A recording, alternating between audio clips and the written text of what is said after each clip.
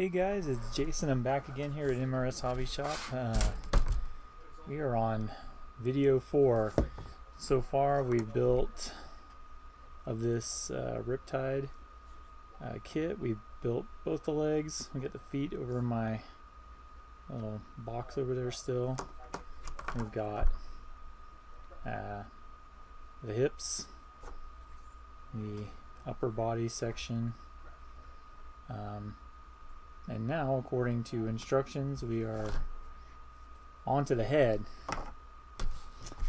So in this video we'll assemble the head, we'll assemble the jetpack, and then we will be to the point where we're going to assemble the arms, and the arms are going to be they're going to be a little different than what is depicted in the instructions. We're going to go off course a little bit and do some custom work. So we'll get to that. We may go ahead and glue the upper body to the waist because we don't have anything that's going to prohibit us from painting, or it's not going to be need to be modified at all. We'll just kind of get this section kind of all built together, and we'll be getting there. So I'll start with that, glue these two together, and then onto the head. So we're just gonna kind of get some in that little bowl and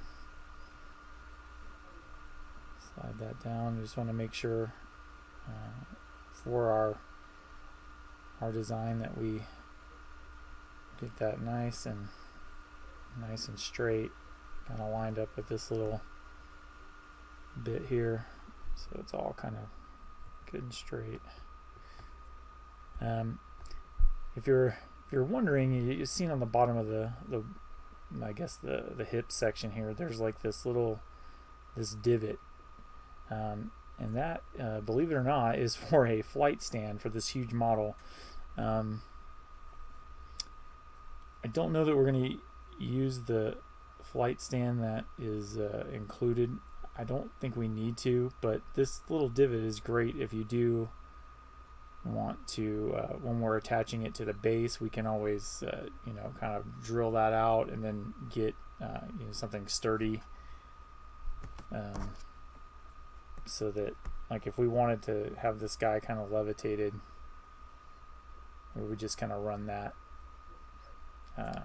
into that little divot and then onto the base.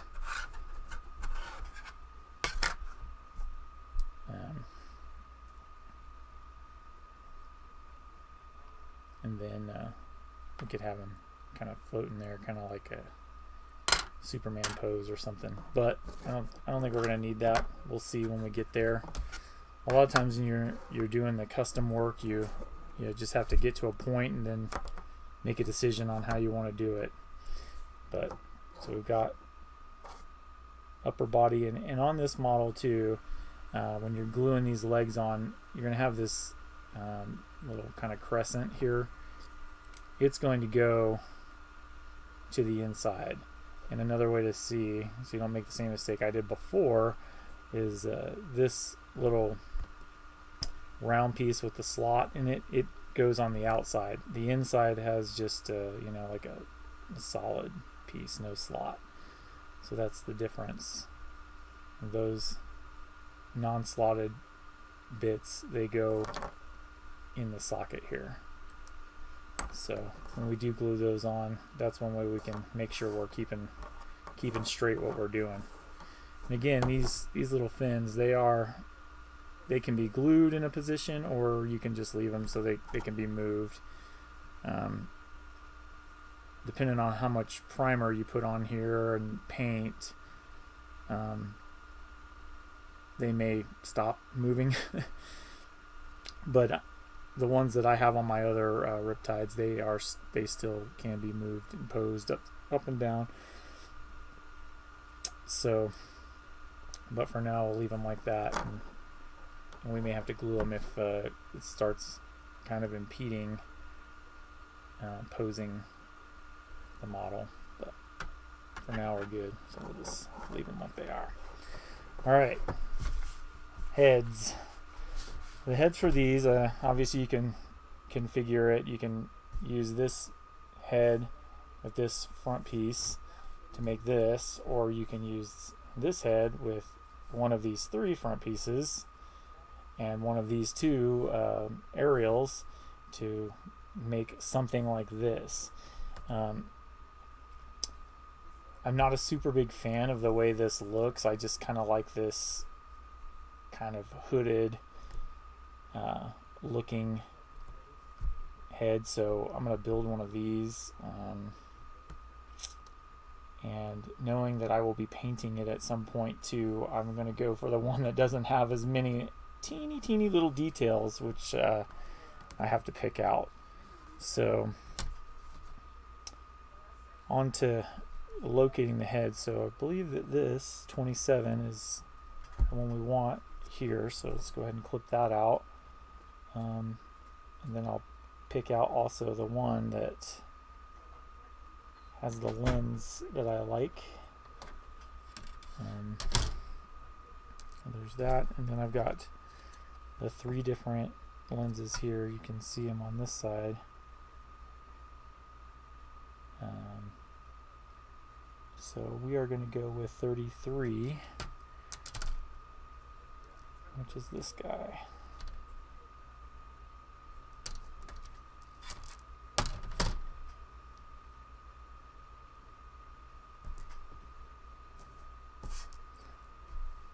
And then we are going to look for the aerial now, which I think 30 is kind of a cool looking one. It's kind of got a normal aerial with a little kicker out of the side there, and it is located here. Just grab that, clip it out. And so, like I was saying before, we're going to have some extra pieces. So we got an extra complete head over here, and then we've got 2 more faces or lenses there, and then we've got an extra aerial here, which we aren't going to use, but unless you find some place that you maybe want to stick an extra aerial or even another head, ultimately it's your model, and just use the rule of cool. That's what we always do. So it's your model. If you think it looks cool, then good, it's yours. So let's get to assembly of the head. This is pretty straightforward, and we're just going to kind of clean up these aerials. These are kind of easy to clean up because they're flat, so I just run them along there and gets all the little extra bit junk off. This one's got a little kind of divot piece. I'm going to try to kind of scratch that out. The paint scheme that I will be painting these for my army is a gray, a yellow, and white. And the heads are white, and so white being kind of famously a pain in the neck to paint. I don't know why. I don't know if it's because the paint gets kind of clumpy and weird, or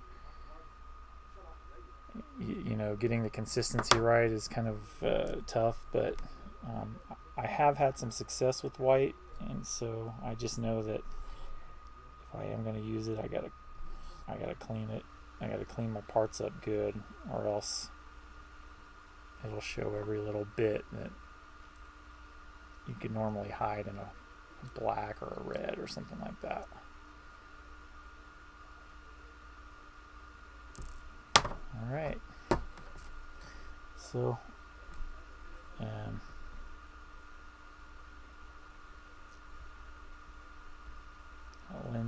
that little lens just kind of fits right on there like that. Again, we're dry fitting to make sure everything is going to go together the way we want it to. And this is not just a little round peg in order to attach this, right? This is actually it's a square peg, and the insert is squared too, so that it gets a good a good angle for the aerial on there, which is what we want. So we don't want it to be too far forward, look like an antler or something like that. So they have set it for you. Of course, if you did want to glue it on like that, the choice is yours. You just have to clip that little nub off and glue it in the position that you want, and that would be easy enough. But I'm going to conform to the instructions on this bit. So I've been using this glue for a minute, and now I've got a little goo starting to gather up on the end. I might try to scrape that off here soon. Yeah.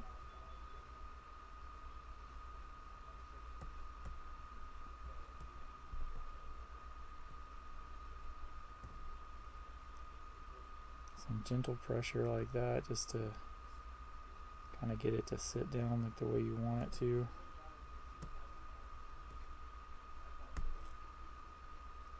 And we just kind of let that guy sit.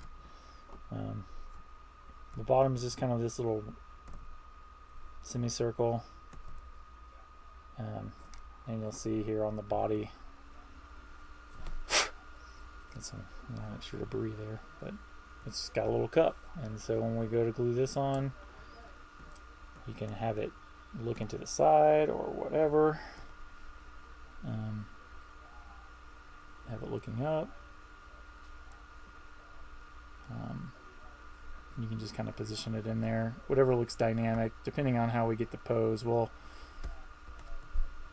we may turn the head to the side so he's looking at somebody as he's got his shield up and his arm back. But that's part of one of the reasons I want to kind of wait to glue that on. I kind of like to feel it out and see if how it starts to look once we get closer to our custom design. Sometimes is he kind of looking through the shield? Is he got the shield up like he's blocking something from one side, but he's looking the other direction because whatever he's going after is over there? I hope people I hope people think about this sort of stuff. I do. Maybe I'm just kind of more of a narrative builder. Everything's got a little story in my mind whenever I build it, and I think that's part of what makes it fun. If you can build these models, and you kind of build a little story in your head as you're doing it, it makes it kind of fun when you actually play them on the field, because even though your opponent maybe doesn't know that in your mind this guy's got this backstory and he's positioned or posed the way he is for that specific reason, but I think it tends to make it a little bit more fun. But to each their own. Alright, so head's done. We've got that. So we've got all that stuff. We've already glued the upper body to the lower. We haven't glued the legs on. And so now we're on to the jetpacks. The jetpacks are pretty simple. They're basically two halves that fit together, and that's it. So we'll go ahead and get those going, clip them out, clean them up, and then glue them together. Now the inside, you'll see here, it's got where the sockets are, where it fits onto the main body. And again, it's it's got this little peg which you could remove, and then you can position it so that the jets are further kind of kicked back, or straight up and down. And we will address that again. I don't think we're going to glue these on the body yet, because I want to make sure that they won't interfere with the pose of the legs. But we can go ahead and assemble them. And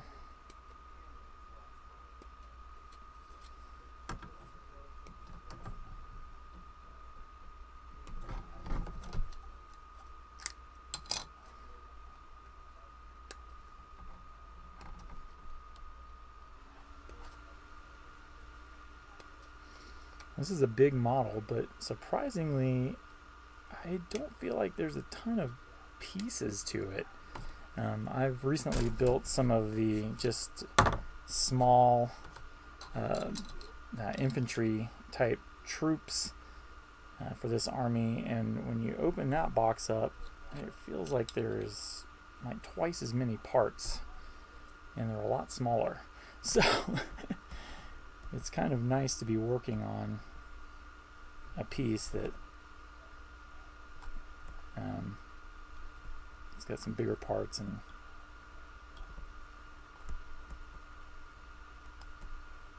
we can keep I find that switching back and forth between like big models and small models works for me. The bigger models are kind of fun to build because they make kind of a statement on the battlefield, which is cool. But painting them it takes a fair amount of paint, and so it takes a lot of time to get that paint on there.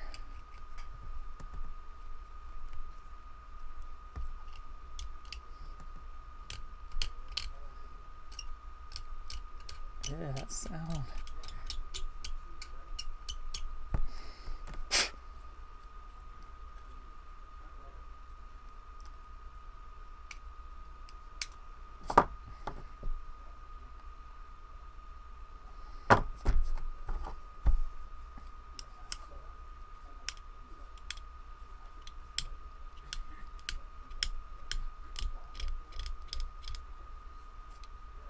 There it is.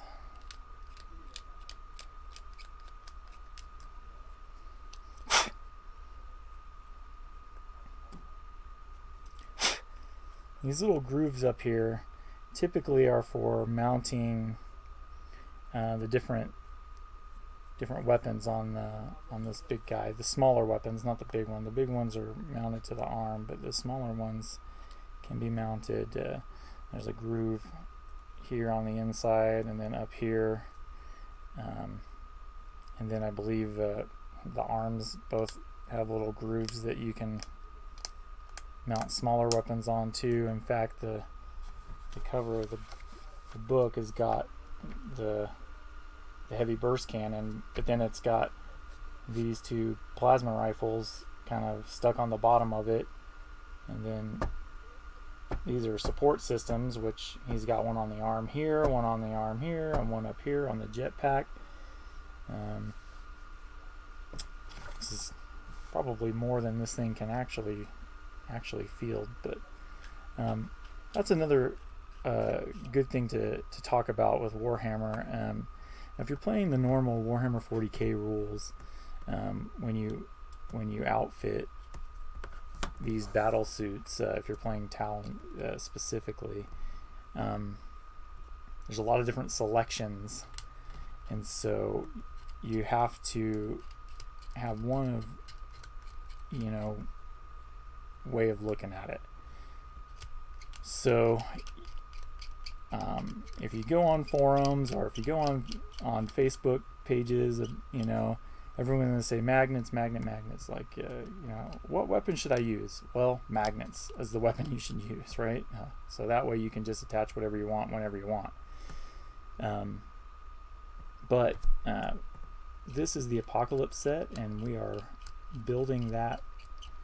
We're building this set according to those rules, and there are weapon selections in Apocalypse, but the support system selections are not there. So basically you can put on or leave off whatever you want, and it would just be your own theming that dictates whether it belongs there or not. And we'll go over some magnetizing. I have a different way of magnetizing than some. Everyone knows that with magnets there are polarities, and with polarities, when modeling, it is possible to think that you're attaching a weapon, which then just so happens to be the opposite polarity of the magnet that you've set in the hard point. So in the arm or on the jetpack or whatever, if we cut a hole and put in a magnet in there, and then I glue one into the gun, and I go to attach it to the one in the jetpack or on the arm or wherever I've attached it, and they repel from each other, now I've got a problem. And that problem is I've got a weapon that I can't, it's magnetized, but I can't attach it. So I have a couple of different ways that I get around that, and one of them happens to be steel nails. And the cool thing about a steel nail is if I drill a hole here on the top of this, where this, the slot is for my weapon system, and I have a magnet built into my weapon that I want to attach here, and I've just got a nail head here that's about the size of that magnet. Well, the nice thing is it doesn't matter, the polarity doesn't matter, because the nail head is not going to repel, it's just going to always attract because it's metal. So that's one way.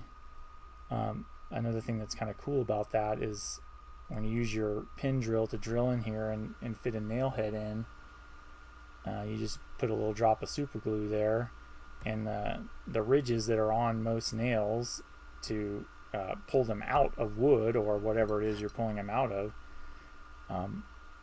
they kind of hold on to that super glue, so they don't tend to break loose, which is nice as well. You can paint them, you can prime them, it's just a nice solution. Another thing that I've done, and I just started doing this, is I bought myself a little piece of sheet metal, and I'll just cut a piece of that sheet metal that's a little bit smaller than this surface here, and then I will super glue that down, like bend it and super glue it down before I primer the model, and then I've got a big surface that I can attach magnets to, weapons or support systems for the T'au models or whatever you want, so it makes them all interchangeable. But we'll go over that a little bit more when we start deciding how we're going to weaponize the model. But for now, there's one engine done, and our jetpack, keep calling them an engine.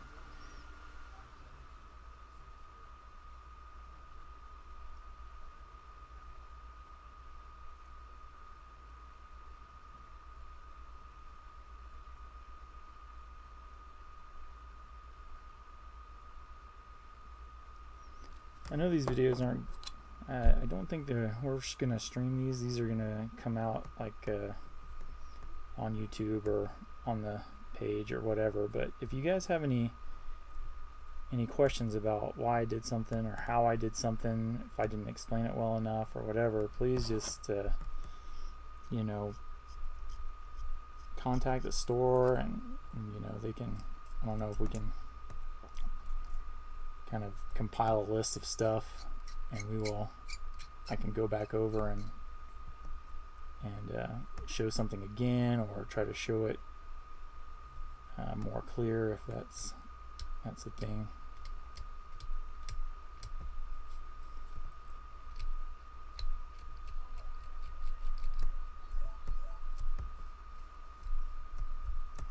All right, so there we've got 2 engines and a head. We got a big old body here. Yeah, you can see how these kind of, that little nub, it dictates what position this jetpack fits on there. So if we were to just glue it on there, it would be in that position. But it's also possible to kick it